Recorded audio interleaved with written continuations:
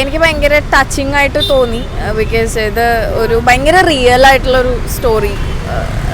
ഒന്നും അതിനകത്ത് കൂടുതൽ പറയാനില്ല. ഇറ്റ്സ് ആസ് സച്ച് എങ്ങനെയാണോ അത് അങ്ങനെ തന്നെയാണ് അവർ കാണിച്ചിരിക്കുന്നത്. ഇപ്പം നമ്മുടെ നാട്ടിൽ നിന്നൊക്കെ മാറി വേറൊരു സ്ഥലത്ത് പോയിട്ട് ജോലി ചെയ്യുന്ന, അതിനേക്കാൾ അപ്പുറത്തേക്ക് നമ്മുടെ ചില ഹ്യൂമൻ കണ്ടീഷൻസ് ഉണ്ടല്ലോ, ഒറ്റപ്പെടുക.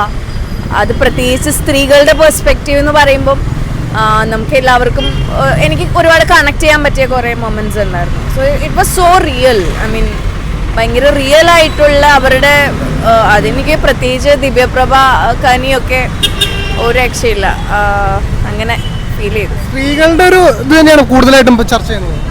അതെ അതെ, ഒരു സ്ത്രീകളുടെ എന്ന് മാത്രം പറയാൻ പറ്റില്ല, എന്നാലും ആ ഒരു പെർസെപ്ഷൻ അങ്ങനെയാണ് കുറച്ചും കൂടെ. Okay, thank you. എങ്ങനെയുണ്ടായിരുന്നു സിനിമ? നന്നായിരുന്നു, വളരെ നന്നായിരുന്നു. ഓക്കെ, എങ്ങനത്തെ ഒരു സിനിമയാണ് ഇത്? ക്യാനിലൊക്കെ പോയതാണല്ലോ, അപ്പം എങ്ങനെയുള്ള സിനിമയായിരുന്നു?